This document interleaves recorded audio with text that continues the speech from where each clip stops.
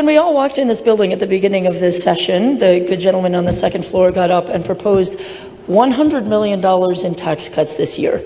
And that gentleman is not exactly a communist. He is known for being a fiscal conservative, and that is what he had determined we could afford.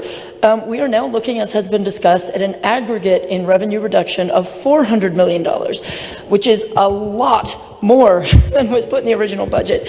And I am having really serious concerns about what the fallout of this long-term reduction is going to be, whether we can really afford this and meet the basic service obligations that we have to the people of Idaho.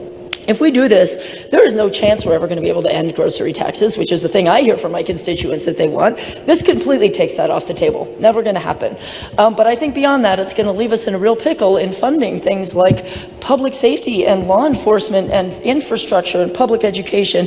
We're in a time of great fiscal uncertainty. Yesterday, we saw the Dow at one point take a dive of 660 points, I think. We're counting on $5 billion a year coming in from the feds. That spigot could get shut off at any moment.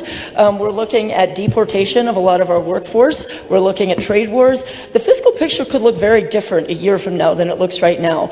And we may find ourselves really, really regretting that we committed to a $400 million revenue reduction that is permanent when our people are coming to us and wondering why they're having to lay off teachers and police officers and can't pay their bills a year or two from now.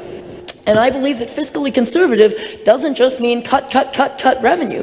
I think it means making sure you have enough in your bank account to cover your basic needs and that you have enough coming in the door to do the things that people count on us to do. So as a basic level, I think in the aggregate, this goes too far. I think we're going to, maybe right now on the balance point, if you'll take a 5-minute snapshot, it might look like this very instant we can afford it. But I think in a year or two, we're going to find that we couldn't.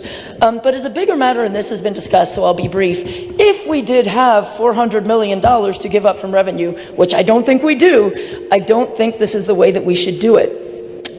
We should be looking at other forms of relief that actually get the money to the people who need it, who do pay taxes. I heard reference that we need to give cuts to the people who pay taxes. Low-income people pay plenty of taxes. They pay sales taxes and grocery taxes and property taxes. And this year, the package that is being proposed to help them is crumbs from the table compared to the steak dinner being delivered to the wealthiest people in the state. And if you look at the breakdown of this, 66% of the total amount dollar tag on this is going to the top 20% of earners. The people at the very top and the top 1% are going to get 206 times more than the people in the bottom 20%. That is staggeringly regressive. That is not the kind of numbers we would see if we allocated this to a grocery tax cut. Those aren't the kinds of numbers we'd see if we allocated this to a sales tax cut or you name it, a property tax cut. This is the one form of tax cut we could do that ensures virtually every penny flows to the wealthiest people in the state. And I don't think if we had $400 million to spend, this is where the most generous portion should be spent. When you look at everything else pending, what, $50 million for groceries, 5 times that being allocated for this income tax cut, where all the money pretty much is going to the people at the top. I don't think this is a good direction. I don't think it's helpful to the people of Idaho at any level of income. Even the wealthiest are going to need police and schools to send their kids to.